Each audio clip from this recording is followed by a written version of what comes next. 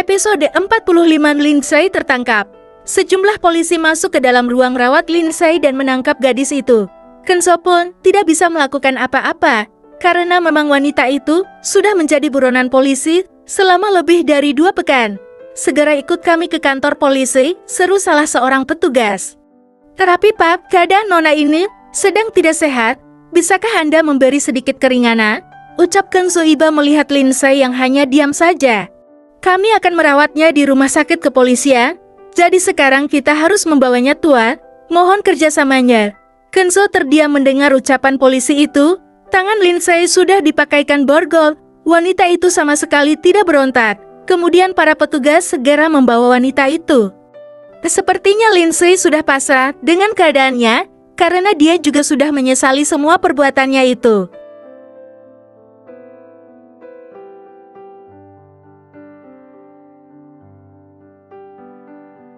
Dengan masih sedikit lemas, Lindsay berjalan digiring beberapa petugas dari kepolisian. Kenzo hanya bisa memperhatikannya dari belakang tanpa bisa melawan. Awalnya memang keinginan dia menyembunyikan Lindsay karena akan menyerahkannya pada Kevin.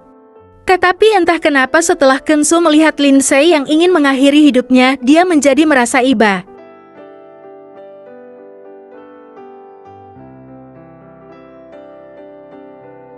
Setiap manusia pasti punya kesalahan. Apabila dia telah menyesalinya, kita juga patut untuk memberinya kesempatan kedua.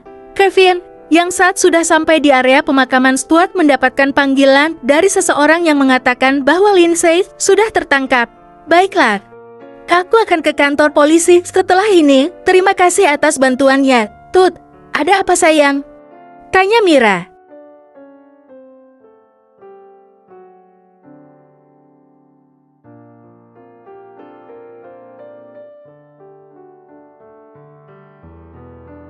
Lindsay sudah tertangkap sayang.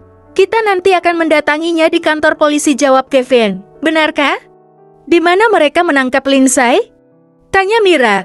Para suruhanku melihat dia berada di rumah sakit bersama Kenzo, karena aku tahu Kenzo yang telah menyembunyikan Lindsay selama ini, jadi informasi ini tidak sulit untuk didapatkan. Semoga saja Lindsay bisa menyadari semua kesalahannya, dan Stuart bisa tenang dalam tidur damainya. Aku sangat bersyukur bisa bertemu orang seperti Stuart.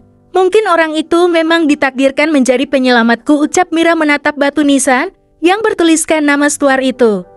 Sebenarnya Kevin tidak terlalu suka Mira mengatakan itu, tapi memang itulah faktanya. Pria bernama Stuart itu menjadi penyelamat hidup istrinya itu.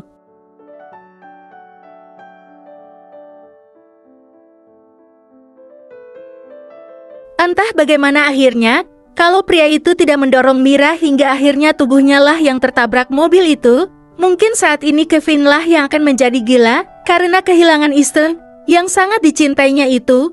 Aku juga merasa berhutang budi pada Stuart sayang.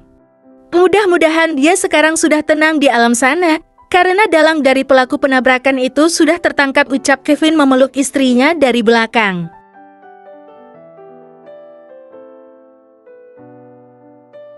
Kalau begitu mungkin lebih baik kita pergi ke kantor polisi. Tidak, dari pagi kamu belum makan sayang. Aku akan mengajakmu ke restoran dulu sebelum melihat keadaan Lindsay, jawab Kevin. Kemudian Mira dan Kevin pergi dari area pemakaman itu untuk ke restoran. Tidak pernah dibayangkan dalam hidup mereka akan mengalami kejadian yang seperti itu di dalam mobil.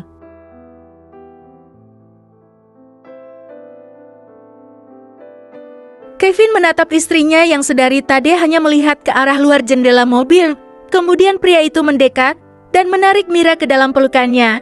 Istriku yang cantik ini tidak boleh bersedih. Ingat saat ini kamu sedang hamil keturunanku.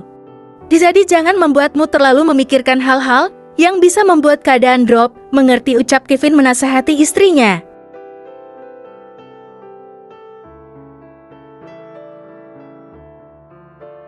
Mira melingkarkan tangannya ke perut Kevin.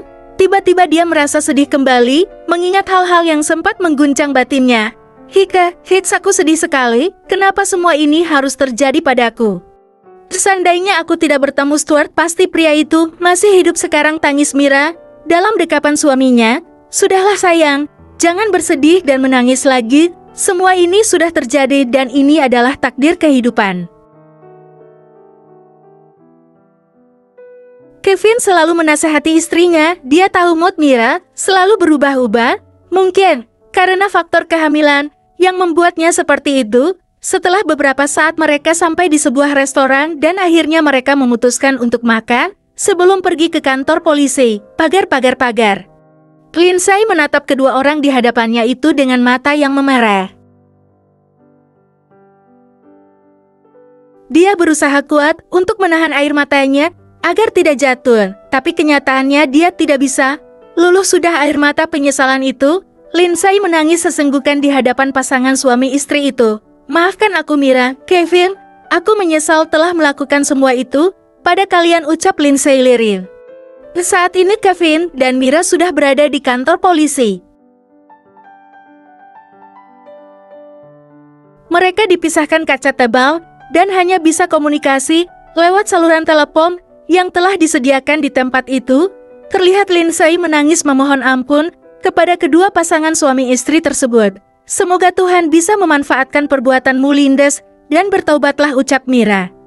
Lindsay tidak bisa berhenti menangis, berganti menatap mantan atasan sekaligus sahabat baiknya itu. Kevin, maafkan aku menyesal, tolong jangan membenciku.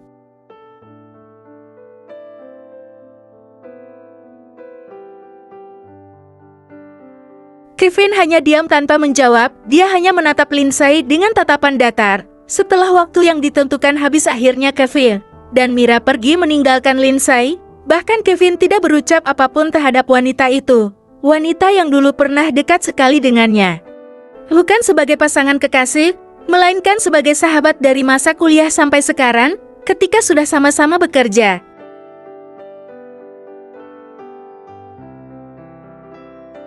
Pov Lindsay, aku tahu perbuatanku tidak akan pernah bisa dimaafkan. Tapi sekarang aku telah menyesalinya. Mungkin, kalau bukan karena rasa dendam itu hidupku tidak akan seperti ini. Kini semua orang telah menjauh. Bahkan orang tuaku tidak ada yang mau melihatku di sini.